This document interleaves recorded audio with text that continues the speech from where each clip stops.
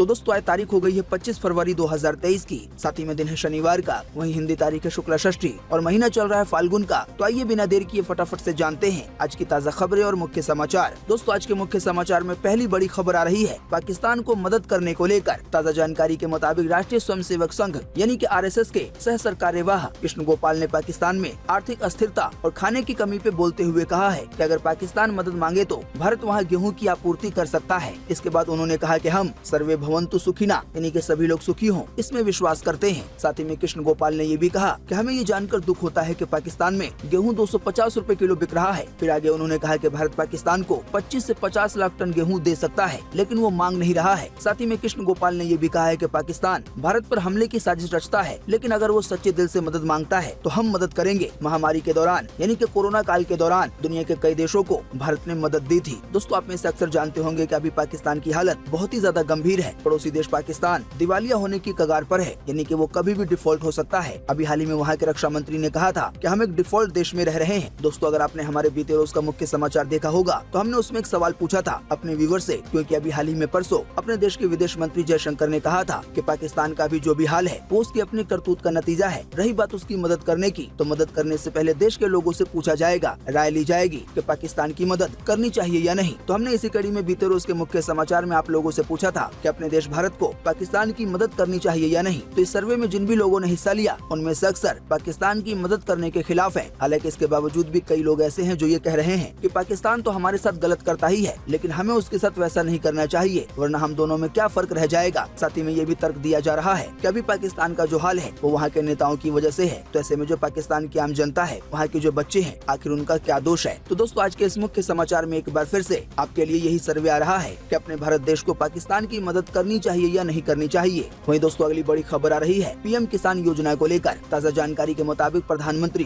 नरेंद्र मोदी किसान सम्मान निधि की 13वीं किस्त आने वाले 27 फरवरी को किसानों के खाते में ट्रांसफर करी जाएगी। वैसे आप में से अक्सर जानते होंगे, फिर भी आपको इन शॉर्ट में बता देते हैं कि प्रधानमंत्री मोदी किसान सम्मान निधि योजना गरीब किसानों के लिए लाई गई थी और ये अभी भी चल रही है। इस योजना के तहत देश के हजारों लाखों गरीब किसानों को हर साल 6,000 रूपए दिए जाते हैं, 3 किस्तों में 2-2 हजार रूपए करके। जब से ये योजना शुरू हुई है तब से लेकर अब तक भारत सरकार गरीब किसानों को 12 बार 2-2 हजार रूपए दे चुकी है और अब 13वीं बार यानी कि 13वीं किस्त आने वाले 27 फरवरी को किसानों के खाते में सीधे ट्रांसफर कर दी जाएगी। तो किसान सम्मान निधि योजना को लेकर ये बड़ी खबर आ रही है। हालांकि दोस्तों इसी बीच एक और खबर आ रही है जिसमें ये बताया गया है कि जिन किसानों ने KYC नहीं करवाई होगी उनका पैसा अटक सकता है। बाकी ज्यादा जानकारी के लिए इस योजना से जुड़ी जो ऑफिशियल वेबसाइट है pmkisan.go.in, इसको विजिट किया जा सकता है। यहाँ पर इस योजना की लगभग सभी जानकारियाँ मिल जाएंगी। वहीं दोस्तों अगली बड़ी खबर आ रही है देश के 2 जगहों के नाम बदलने को लेकर। जी हाँ, केंद्र सरकार ने बीते शुक्रवार को महाराष्ट्र के औरंगाबाद और उस्मानाबाद के बदले हुए नाम को मंजूरी दे दी है। अब महाराष्ट्र के औरंगाबाद को छत्रपति संभाजीनगर और उस्मानाबाद को धाराशिव के नाम से जाना जाएगा। महाराष्ट्र के उप मुख्यमंत्री देवेंद्र फडणवीस ने ट्विटर पे ये खबर साझा की है। बताया गया औरंगाबाद का नाम मुगल शासक औरंगजेब के नाम पर था, जबकि उस्मानाबाद का नाम हैदराबाद रियासत के 20वीं सदी के शासक के नाम पे रखा गया था, पर अब इसे बदल दिया गया है। यानी कि महाराष्ट्र का औरंगाबाद छत्रपति संभाजीनगर कहलाएगा और उस्मानाबाद धाराशिव कहलाएगा। दोस्तों इसी बीच उद्धव ठाकरे को लेकर भी एक खबर आ रही है। जानकारी के मुताबिक आम आदमी पार्टी के संयोजक और दिल्ली के मुख्यमंत्री अरविंद केजरीवाल बीते रोज उद्धव ठाकरे से मिलने के लिए मुंबई पहुंचे। उनके साथ पंजाब के मुख्यमंत्री भगवंत मान और राज्यसभा के सांसद राघव चड्ढा भी मौजूद रहे। इस दौरान दोनों नेताओं के बीच 2024 के लोकसभा चुनाव में विपक्ष को एक साथ लाने पर चर्चा हुई। केजरीवाल ने कहा, हम लोग इस रिश्ते को आगे लेकर जाएंगे। उद्धव ठाकरे शेर के बेटे हैं, उनकी पार्टी और चुनाव चिन्ह को चुराया गया है। मुझे उम्मीद है कि उद्धव ठाकरे को जल्दी न्याय मिलेगा। इसी दौरान उन्होंने यानी कि मुख्यमंत्री अरविंद केजरीवाल ने भाजपा पर भी निशाना साधा। उन्होंने कहा कि बीजेपी के लोग केवल गुंडागर्दी करना जानते हैं। तो दोस्तों अभी हाल ही में बीते रोज ये जो मुलाकात हुई है, इससे काफी हद तक ये अंदाजा लगाया जा सकता है कि आने वाले 2024 में जो लोकसभा चुनाव होंगे या विधानसभा चुनाव भी होने वाले हैं, तो इसमें आम आदमी पार्टी और उद्धव ठाकरे की पार्टी एक साथ नजर आ सकती है। वहीं दोस्तों अगली बड़ी खबर आ रही है किसानों की बदहाली को लेकर। जानकारी के मुताबिक महाराष्ट्र में सोलापुर जिले का एक किसान 70 किलोमीटर दूर प्याज बेचने के लिए गया हुआ था। बताया गया इसी किसान की 512 किलो प्याज केवल 1 रुपए प्रति किलो के भाव से खरीदी गई है। इस तरह किसान को अपनी फसल के लिए केवल 512 रुपए मिले हैं, जिसमें फसल को बाजार तक पहुंचाने का भाड़ा हटाने के बाद उसे केवल 2 रुपए का चेक दिया गया है। हालांकि वहीं दूसरी ओर व्यापारियों का कहना है, यानी कि जिन्होंने खरीदा, उन्होंने कहा कि प्याज की क्वालिटी खराब थी। पर दोस्तों प्याज की क्वालिटी कितनी भी ज्यादा खराब हो, इसके बावजूद भी 1 रुपए का दाम सभी लोगों को चौंका रहा है। किसान को 2 रुपए का एक चेक भी दिया गया है। कुल मिलाकर आसान शब्दों में कहें तो इस किसान को 512 किलो प्याज उगाने, उसकी देखभाल करने, बाद में उसकी कटाई करने, छटाई करने और उसे व्यापारी तक पहुँचाने के बाद केवल 2 रुपए मिले हैं। वहीं दोस्तों अगली बड़ी खबर आ रही रही है एक बंदर के बच्चे को लेकर, जिसका वीडियो काफी वायरल हो रहा है, जो कि आपको भावुक कर सकता है। जानकारी के मुताबिक असम के काकोई इजाना रिजर्व फॉरेस्ट क्षेत्र में ईंट लेकर जा रही एक गाड़ी से हुए एक्सीडेंट के चलते एक मादा लंगूर की जान चली गई, यानी कि फीमेल लंगूर की। इस लंगूर के साथ उसका बच्चा भी था, जो कि किस्मत से बच गया। अब इस बच्चे का एक वीडियो सामने आया है, जिसमें उसके चेहरे पे दर्द एकदम साफ दिखाई दे रहा है। बच्चा अपनी माँ के शव से चिपक कर सड़क पे ही बैठा रहा। वीडियो देखने पे ऐसा लग रहा है कि वो वहाँ मौजूद लोगों से सवाल पूछ रहा है कि उसकी माँ के साथ ऐसा क्यों हुआ है। बताया गया लंगूर का ये बच्चा अपनी माँ के पास काफी देर तक बैठा रहा, शायद वो अपनी माँ को उठाने की कोशिश कर रहा था। वहीं दोस्तों अगली बड़ी खबर आ रही है जावेद अख्तर के एक बयान को लेकर। दोस्तों जावेद अख्तर अभी हाल ही में बीते 24 फरवरी को एबीपी न्यूज के कार्यक्रम में शामिल हुए। इस दौरान उन्होंने अपनी पाकिस्तान यात्रा का जिक्र किया। उन्होंने कहा कि कोई भी देश किसी धर्म से नहीं बनता है और पाकिस्तान को तो पहली बात बनना ही नहीं चाहिए था। साथ ही में जावेद अख्तर ने ये भी कहा कि पाकिस्तान का बनना मानव इतिहास की सबसे बड़ी भूल है। वहीं दोस्तों अगली बड़ी खबर आ रही है बॉलीवुड के मशहूर एक्टर नवाजुद्दीन सिद्दीकी की एक्स वाइफ को लेकर। जानकारी के मुताबिक नवाजुद्दीन सिद्दीकी पर उनकी एक्स वाइफ आलिया ने रेप का केस दर्ज कराया है। आलिया ने बीते शुक्रवार को सोशल मीडिया पे लिखा, नवाज की बेरहम माँ मेरे मासूम बच्चे को नाजायज बोलती है और वो घटिया आदमी चुप रहता है। यानी कि नवाजुद्दीन सिद्दीकी वर्सोवा पुलिस स्टेशन में कल ही इसके खिलाफ रेप की शिकायत दर्ज कराई है। साथ ही उन्होंने ये भी कहा कि कुछ भी हो जाए, लेकिन मैं इन बेरहम हाथों में अपने मासूम बच्चे को नहीं जाने दूंगी। साथ ही में आलिया ने ये भी कहा कि वो बच्चों का डायपर तक तो बदलता नहीं और उनकी कस्टडी मांग रहा है।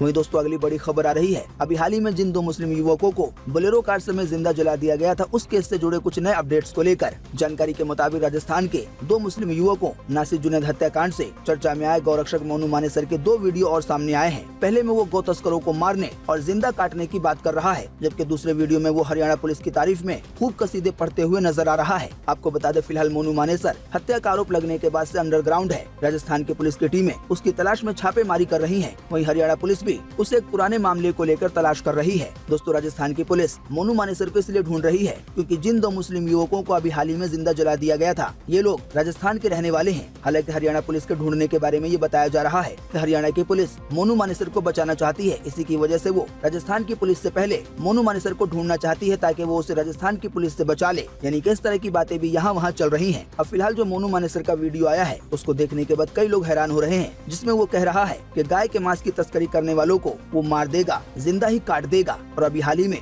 2 मुस्लिम युवकों को, एक का नाम है नासिर और एक का नाम है जुनैद, दोनों को बोलेरो कार समेत जिंदा जलाया गया था। बाकी दोस्तों आप ये बात भली भांति जानते हैं कि मोनू मानेसर या कोई भी व्यक्ति जब भी इस तरह की बातें करता है तो वो कानून को अपने पीठ के पीछे कर देता है, क्योंकि अपने देश में कानून है, प्रशासन है और उससे भी ऊपर ये कह लें सबसे ऊपर कोर्ट है, जो कि हर गंभीर से गंभीर मामले में अपराधी को सजा सुनाती है। सबसे बड़ी परेशानी की बात यह है कि अगर हर कोई खुद से ही इंसाफ करने लग जाएगा और अपने गुस्से को शांत करने के लिए खुद से ही लोगों को मारने काटने लग जाएगा, तो आप सोच सकते हैं देश का कैसा हाल हो जाएगा। क्योंकि देश के अंदर यह कह लें पूरी दुनिया में कई लोगों का ऐसा हाल होता है कि कोई एक व्यक्ति किसी चीज को सही समझता है, हालांकि उसी बात को कोई दूसरा व्यक्ति गलत समझता है। तो ऐसे में अगर लोग अपने अपने समझ के हिसाब से लोगों को मारेंगे काटेंगे, इससे केवल देश के अंदर अपराध फैलेगा और लोगों में गुस्सा फैलेगा, बदला लेने की भावनाएं आएंगी। वहीं दोस्तों अगली बड़ी खबर आ रही है हेरा फेरी 3 मूवी को लेकर। जानकारी के मुताबिक बॉलीवुड एक्टर परेश रावल ने अभी हाल ही में फिल्म हेरा फेरी 3 के बारे में खुलकर बात की है। परेश रावल ने बातचीत में कहा है कि हम मुंबई में 3 महीने तक शूटिंग करेंगे, इसके बाद हम अबू धाबी, दुबई और लॉस एंजलिस जैसे इंटरनेशनल लोकेशन पे भी फिल्म को शूट करेंगे, क्योंकि बाबू भैया, राजू और श्याम तीनों मिलकर इस बार इंटरनेशनल लेवल का स्कैम करेंगे। वो तीनों विदेश जाएंगे और वहाँ पे हेरा फेरी करेंगे। इसी बीच हेरा फेरी 3 मूवी को लेकर एक और बड़ी खबर आ रही है कि अक्षय कुमार इस फिल्म का हिस्सा रहेंगे। असल में अभी हाल ही में कुछ दिन पहले इस तरह की खबरें आ रही थी कि अक्षय कुमार ने इस मूवी में किसी कारण की वजह से काम करने से मना कर दिया है। इसके बाद से ही फैन अक्षय कुमार से ये गुहार लगा रहे थे कि वो इस मूवी में काम करें। हालांकि फिलहाल की ताज़ा जानकारी के मुताबिक ये खबर आ रही है कि हेरा फेरी 3 मूवी में अक्षय कुमार भी नजर आएंगे। वहीं दोस्तों अक्षय कुमार को लेकर एक और खबर आ रही है। जानकारी के मुताबिक अक्षय कुमार ने अभी हाल ही में अपनी आने वाली फिल्म सेल्फी के प्रमोशन के दौरान एक इंटरव्यू में अपनी नागरिकता के बारे में बात की। अक्षय कुमार का कहना है कि भारत उनके लिए सब कुछ है और वो पहले ही पासपोर्ट में बदलाव के लिए आवेदन कर चुके हैं। साथ ही में अक्षय कुमार ने ये भी कहा कि उन्हें बुरा लगता है जब लोग उनके कनाडा की नागरिकता लेने का कारण जाने बिना ही कुछ कहते हैं। साथ ही में अक्षय कुमार ने ये भी कहा कि मैंने जो कुछ भी कमाया, जो कुछ भी पाया, यहीं से पाया। बताया गया अक्षय कुमार की 1990 के दशक में 15 से ज्यादा फिल्में फ्लॉप हो गई थी। इस बारे में अक्षय कुमार ने बात करते हुए कहा कि फिल्मों के खराब परफॉर्मेंस ने मुझे कनाडा की नागरिकता लेने के लिए प्रेरित किया था। कुल मिलाकर कहें तो अक्षय कुमार ये कहना चाहते हैं कि 1990 के दशक में उनकी इतनी ज्यादा फिल्में फ्लॉप हो गई थी कि वो परेशान हो गए थे और इसी परेशानी में उन्होंने कनाडा जाने का प्लान बना लिया था। वहीं दोस्तों अगली बड़ी खबर आ रही है 5 लाख सिम कार्ड ब्लॉक होने को लेकर। जी हाँ, हरियाणा देश में चल रही साइबर ठगी का बड़ा केंद्र बनता जा रहा है। पिछले साल 1 जनवरी से हरियाणा पुलिस की साइबर सेल ने देश भर में साइबर धोखाधड़ी करने के लिए इस्तेमाल राज्य के लगभग 5 लाख सिम कार्डों को ब्लॉक कर दिया है। यानी कि इस तरह की धोखाधड़ी में कि लोगों को कॉल किया जाता है आधार कार्ड की KYC के नाम पर, बैंक की कोई जानकारी के नाम पर, और इसी तरह के बहाने लगाकर लोगों से उनकी निजी जानकारियां मांगी जाती हैं, OTP मांगा जाता है और इसके जरिए उनके खाते से पैसे गायब कर दिए जाते हैं। तो इसी कड़ी में अब ये बड़ी कार्रवाई की गई है कि 5 लाख सिम कार्ड को ब्लॉक कर दिया गया है। बताया गया इस तरह से ठगी करने वाले बहुत सारे लोग रहते तो है हरियाणा में, लेकिन ये धोखाधड़ी पूरे देश में होती है। यानी कि हरियाणा में बैठे बैठे पूरे देश के कहीं पर भी कॉल किया जाता है और लोगों के साथ ये साइबर ठगी की जाती है।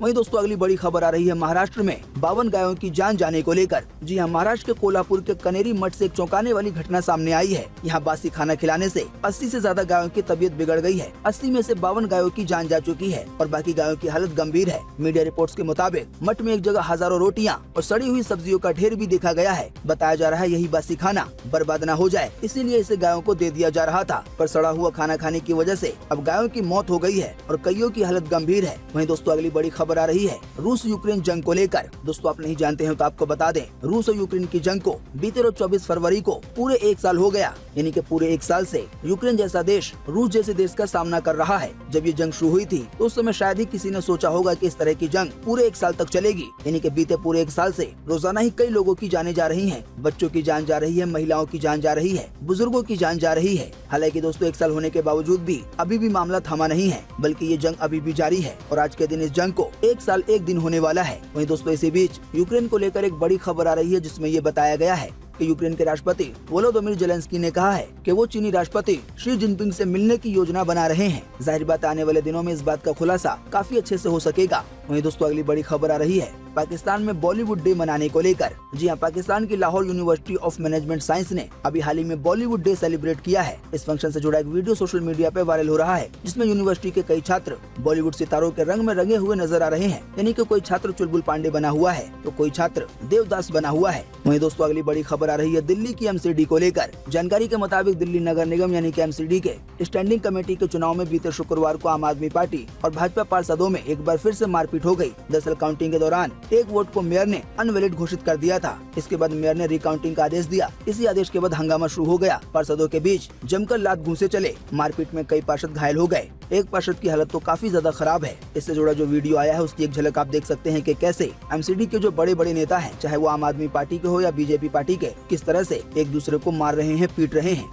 वहीं दोस्तों अगली बड़ी खबर आ रही है मौसम समाचार को लेकर। जानकारी के मुताबिक 26 से 28 फरवरी के बीच पश्चिमी हिमालय में हल्की बारिश और बर्फबारी की संभावना है। बारिश और हिमपात की तीव्रता 1 मार्च से 3 मार्च के बीच बढ़ जाएगी। इन्हीं जगहों के कुछ स्थानों पर हल्की से ज्यादा यानी कि मध्यम से भारी बारिश भी हो सकती है। वहीं इसी बीच ये भी बताया जा रहा है कि 1 और 2 मार्च को पंजाब और उत्तरी हरियाणा के कुछ हिस्सों में हल्की बारिश की संभावना है। वहीं कल 26 फरवरी से पंजाब, हरियाणा, दिल्ली, पश्चिमी उत्तर प्रदेश और उत्तरी राजस्थान में अधिकतम तापमान 2 से 3 डिग्री बढ़ सकता है, ऐसी उम्मीद जताई जा रही है। आसान शब्दों में कहें तो इन राज्यों में कल 26 फरवरी से गर्मी और ज्यादा बढ़ जाएगी। वहीं आने वाले 27 फरवरी से यानी कि परसों से महाराष्ट्र, गुजरात और मध्य प्रदेश का अधिकतम तापमान बढ़ सकता है। वहीं दोस्तों अगली बड़ी खबर आ रही है आज 25 फरवरी 2023 के राशिफल को लेकर। तो शुरू करते हैं मेष राशि से। तो मेष राशि वालों को लेकर कहा गया है कि आज आपका भाग्य साथ देगा और महत्वपूर्ण पदों पर बैठे प्रभावशाली लोग आपके पक्ष में रहेंगे। वहीं आपके किसी प्रोजेक्ट के सफल होने से आपको सम्मान मिल सकता है। वहीं वृष राशि वालों को लेकर कहा गया है कि आज का दिन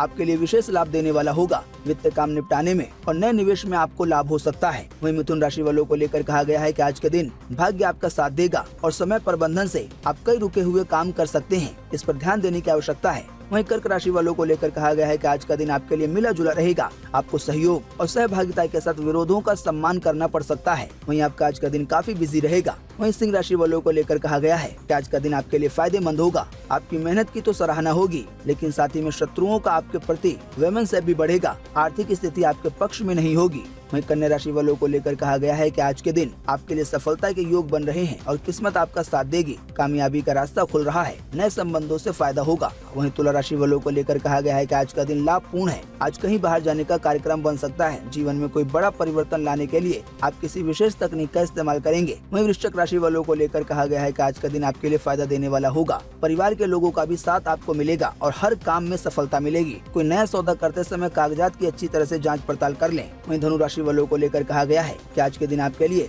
सफलता के योग बन रहे हैं। वहीं आज आपके किसी कानूनी मामले का निपटान हो सकता है। शत्रु पक्ष आपकी गतिविधियों और ऊर्जा को देखकर परास्त हो जाएंगे।